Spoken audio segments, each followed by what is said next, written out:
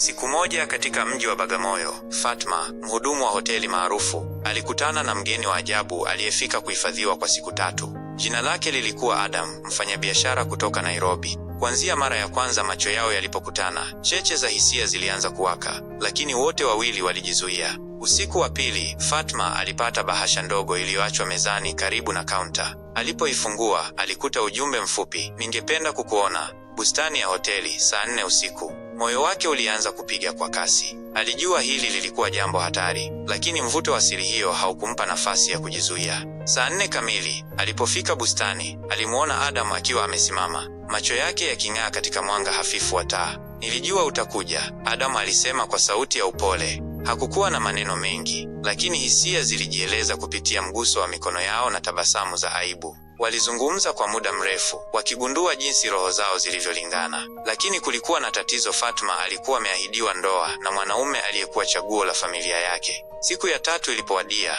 Adam alipaswa kuondoka. Walikutana tena usiku wa mwisho, machozi yakimtiririka Fatma.